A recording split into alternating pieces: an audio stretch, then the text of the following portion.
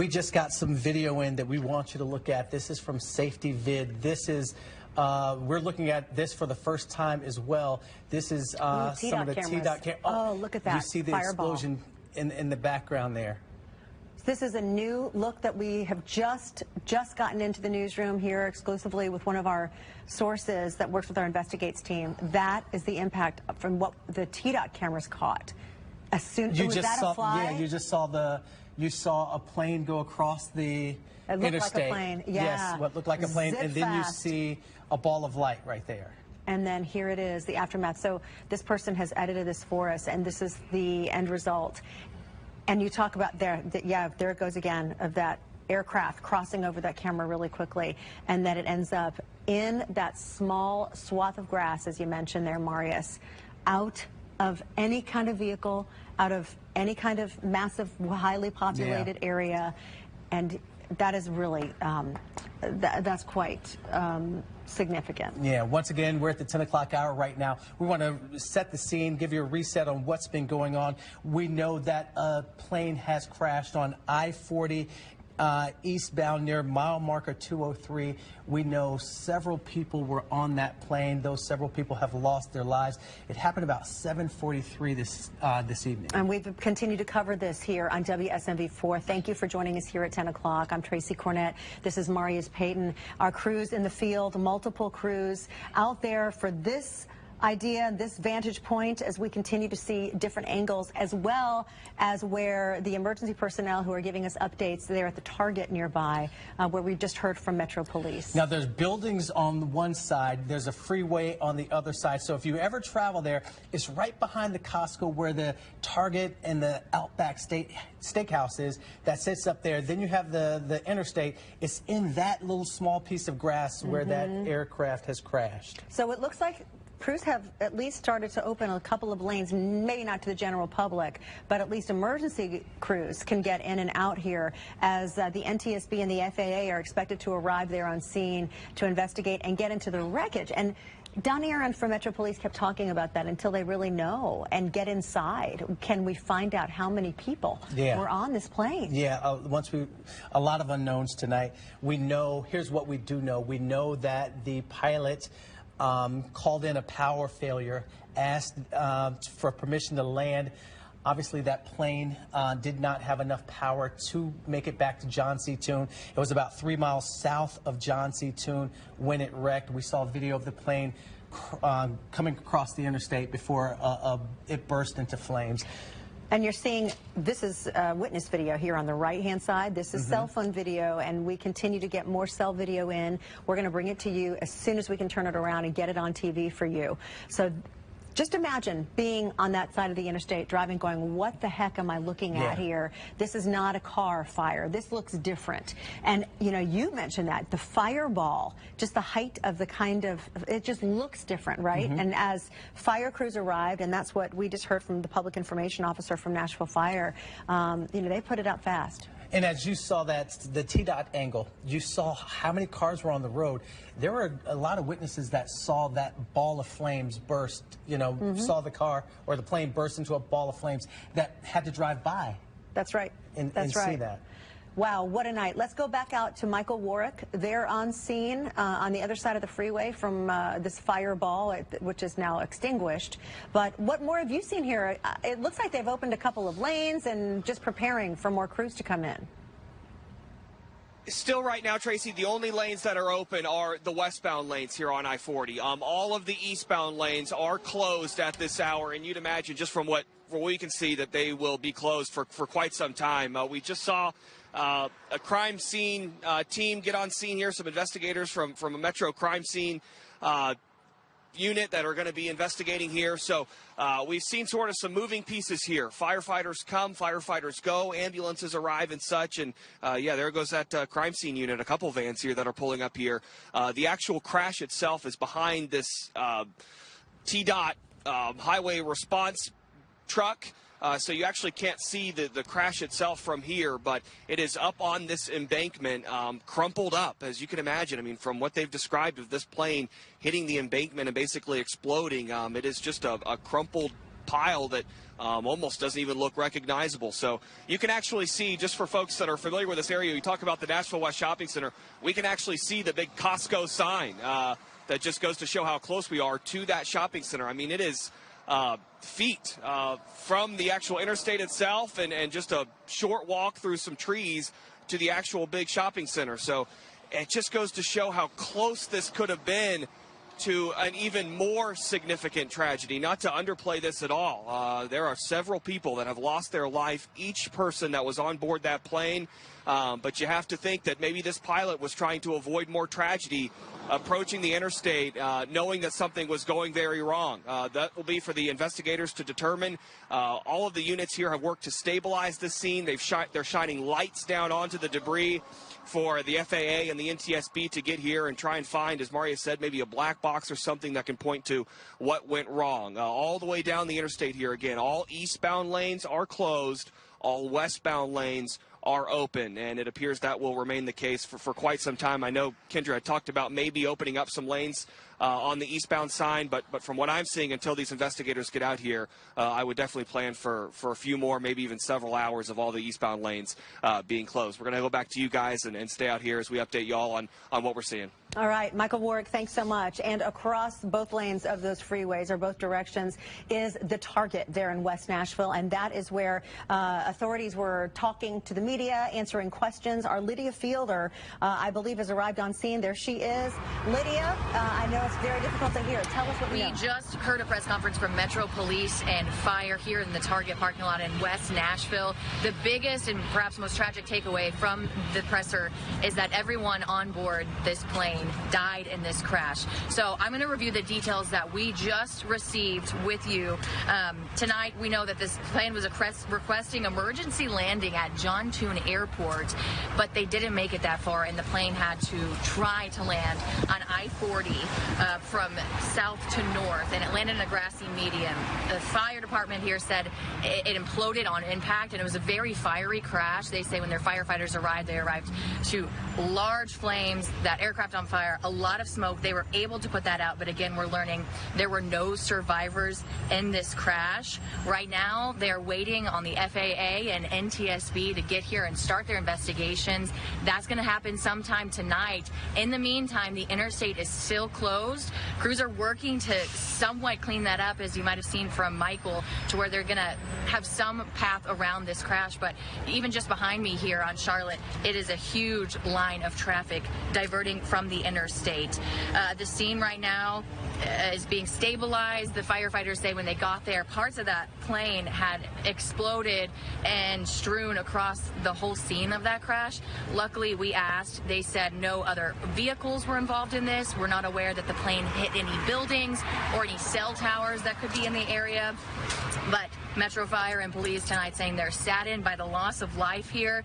They say there's no exact fatality count. They can't give us the IDs or the ages, the names of those people who died. And they also say they're working to figure out where this plane was even coming from, where it was trying to land, because in the wreckage they couldn't even find a tail number. So again, waiting for the FAA and NTSB to get here tonight. That area is going to be closed, so expect delays. And as we learn more information, we'll of course keep you updated here on air and on our WSMV4 app. But for now, Marius and Tracy, we'll send it back to you.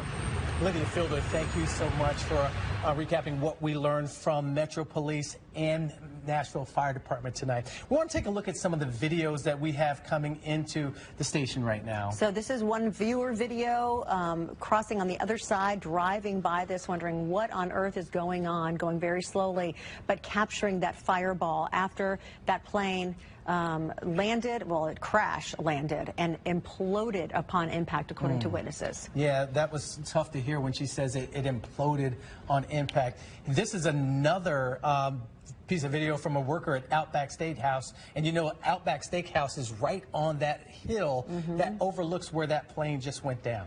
So we're continuing to cycle through there so you can see what we have seen. We have this is a picture from Metro Police, the aftermath of this plane crash, the wreckage, and you see the tail, but Don Aaron was telling us that they can't even make out a tail number to track at this point. We have been able to track just from our own efforts through Flight Aware to see where the path of this plane, because we have one of our experts tracked it to this exact crash landing spot. It started out in Canada, made a couple flights, went to Erie, Pennsylvania, went to Kentucky as well before coming to John C. Toon here in Nashville. Right after it took off, about 3 miles south of John C. Toon is where this aircraft went down. Next, we want to show you the exclusive images and video we got from Safety Vid, from our experts over there, and you see that plane zip by in the black and white. You see that boom, looks like some kind of explosion in the background, and this turned out to be the aftermath. Now, you saw the plane go perpendicular to, right there, perpendicular to the freeway and crash into that tuft of grass. A few more yards, that's a building. A few more yards, that's a building. And at 7:45, you're talking about a Costco that's open. You're talking about the Target, the Dick's Sporting Goods. I mean, multiple Best Buy, all of those major big box retailers. So it is, it's hard to guess what could have happened had something else gone differently, and had this pilot, you know, not found a small place of grass to land on the shoulder of I-40. And you see the implosion right there. How many cars are traveling on the freeway that witnessed that the moment it happened? So we still have so many questions that will take hours to answer with the FAA out there right now, NTSB also heading in that direction. They'll be investigating for multiple hours. You see all of the emergency vehicles now moved over to the right side of the road. I don't know if that's clearing the path for more emergency vehicles to pass through, or if this will eventually allow some traffic to go by, but that remains to be seen. Yeah, once again, this is going to be a massive investigation. As you just mentioned, Tracy, the NTSB and the FAA are not even on scene right now. I'm sure they're en route, and they're waiting to get the word from Metro Police and Nashville Fire Department that that scene is secure and safe for them to come in and to do their investigation. So that's going to take time as well. Another warning, if you've got loved ones in this area, heading in this area, clearly they will be detoured off of this stretch of I-40. But that means that Charlotte Avenue and all of the neighboring, we're talking Hillwood, it'll probably extend over the Nations, probably cut even in our Channel 4 area here on Nabro. There's going to be a lot of pass-throughs where folks are trying to circumvent this accident, this awful tragedy, this plane crash, and get back on I-40 on the other side of White Bridge Road. Yeah, once again, this happened at 7:43 this evening on I-40 eastbound near mile marker 203.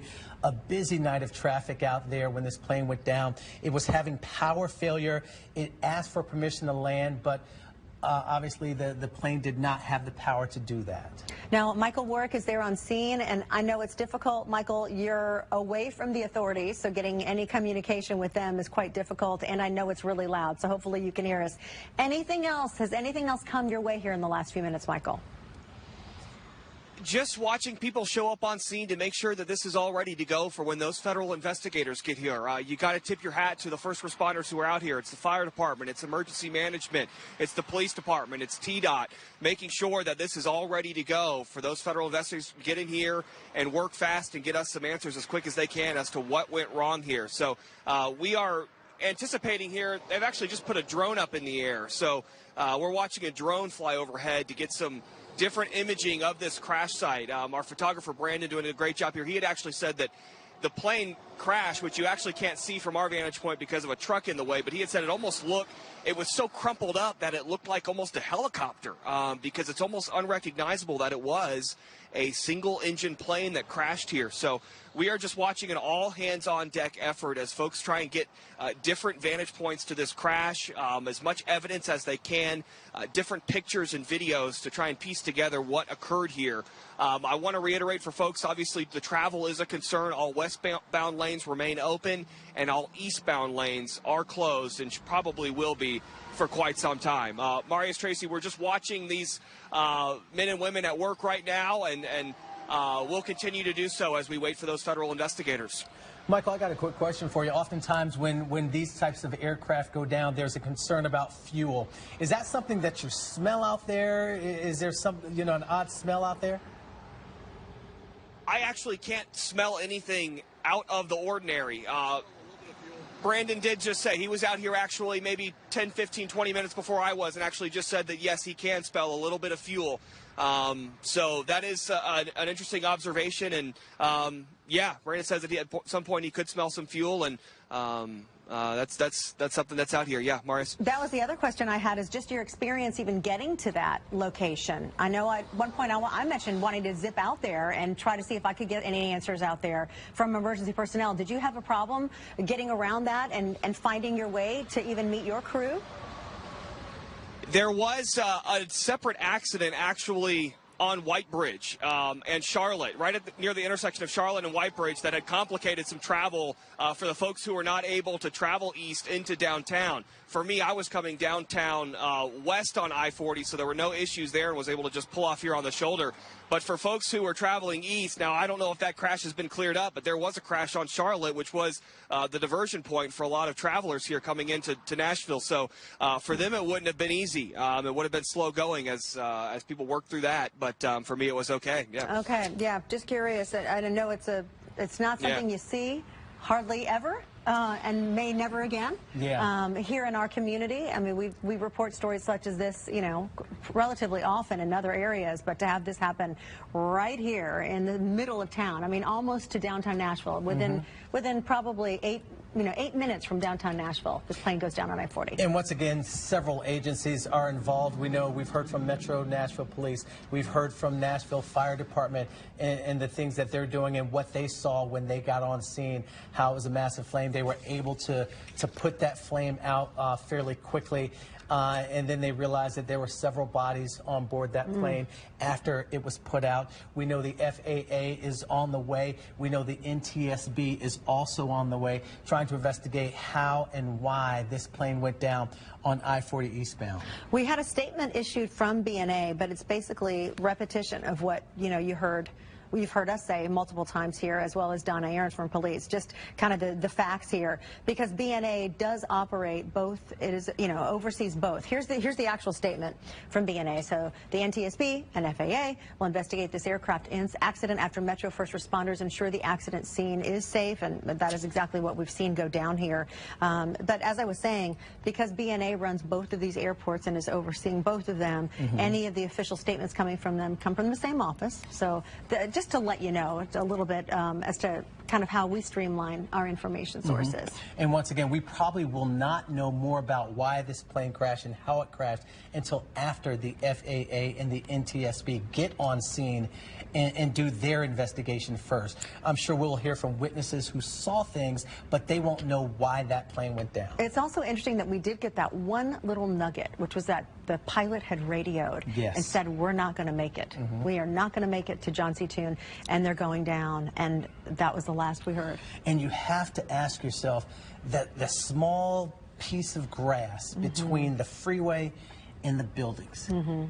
For that pilot to have found this small little area right here, away from other people and families affected, away from not hitting one of these big box retailers, that's one of those alarming. Can you even imagine the fear? That's when you have fears of terrorism happening, you know, after 9/11 for sure. And once again, it's 7:45 at night, so all of those stores are packed with people. Right, exactly. And with darkness out there, it is just really scary. So Lydia Fielder, you were out there listening to authorities earlier tonight. I think you can hear us now.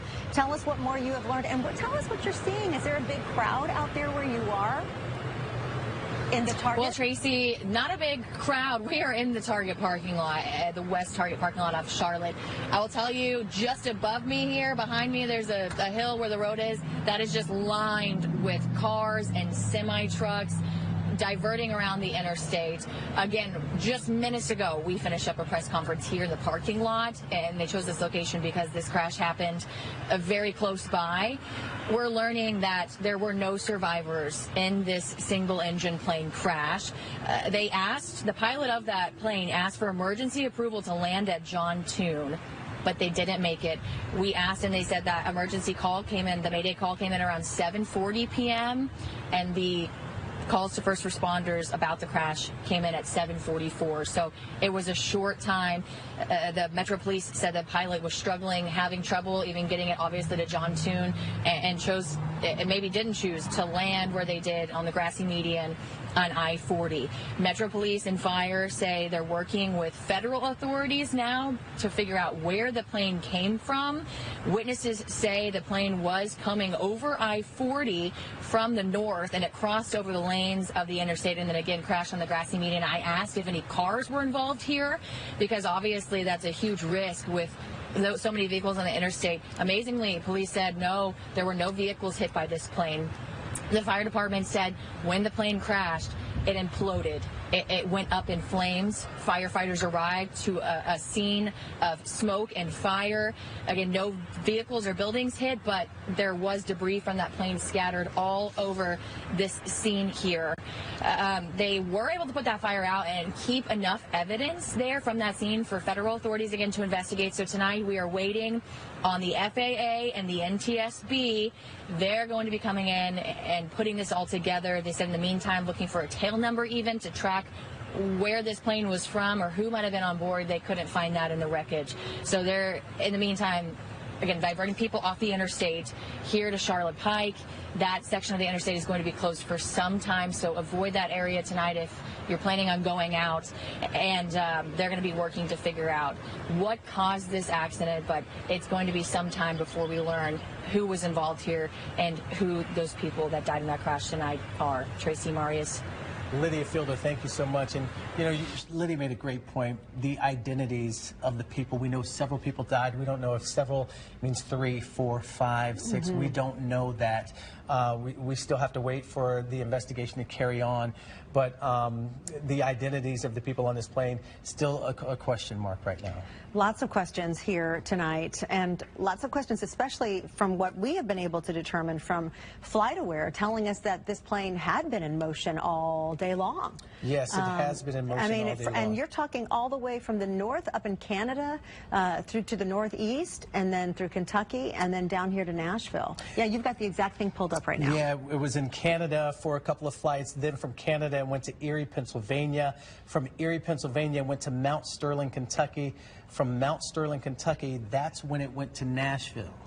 There's a lot of questions there, too, as to how many checks and balances and what's done in between all of these destinations, and if it's the same pilot navigating all of these stretches. So who owns the plane? Exactly. We have so many questions that we will be working on through the night and tomorrow to get answers to. Right now, all we know is what we have been sharing, and you see there on the right side of your screen, the aftermath. That is the plane's tail.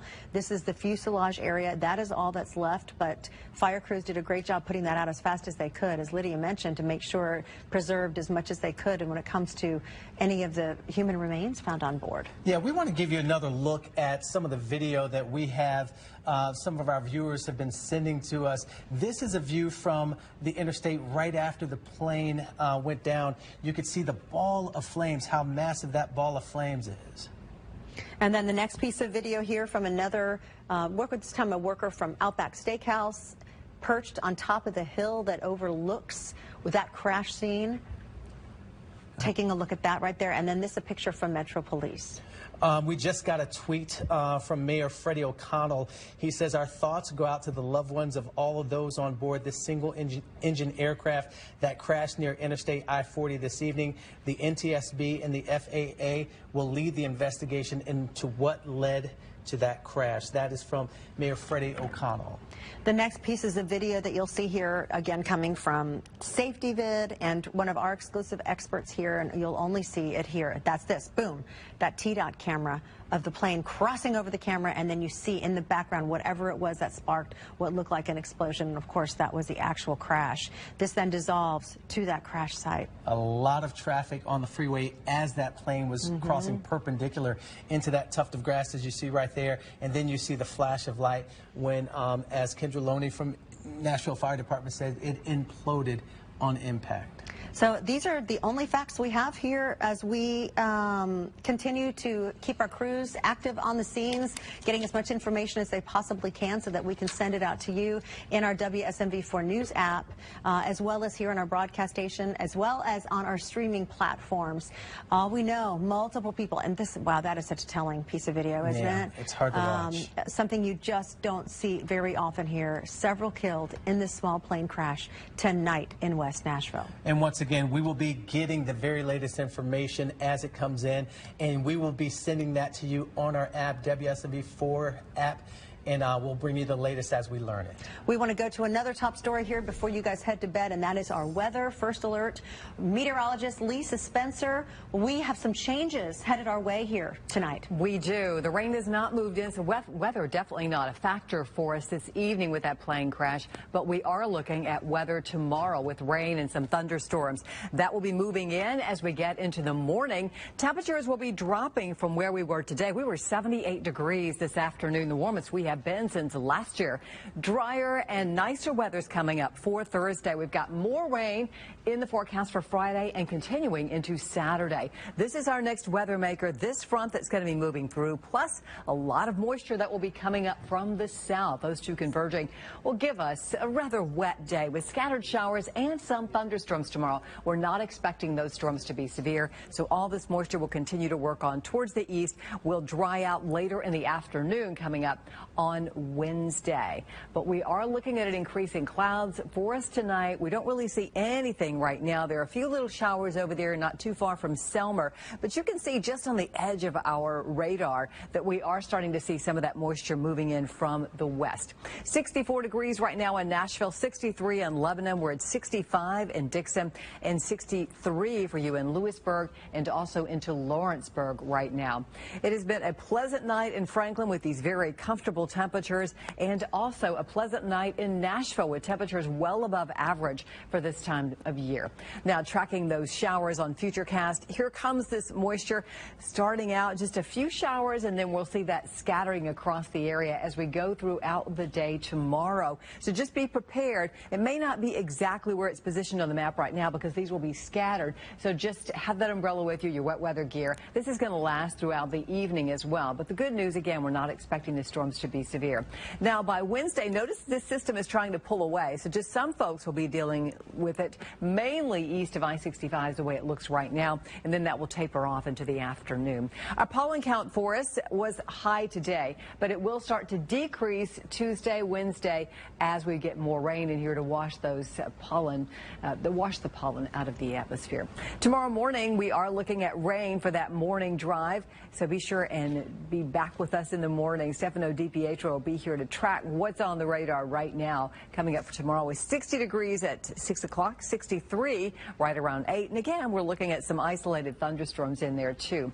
We are looking at those showers and a few storms to continue throughout the afternoon. 67 at 1, 68 degrees at 4, and 63 at 7 o'clock for tomorrow. Our first alert forecast taking us through the next 7 days. We do have the showers and storms on Tuesday at 68, 68 degrees coming up on Wednesday, and then there's that dry day I was talking about for Thursday with 69 degrees for a high.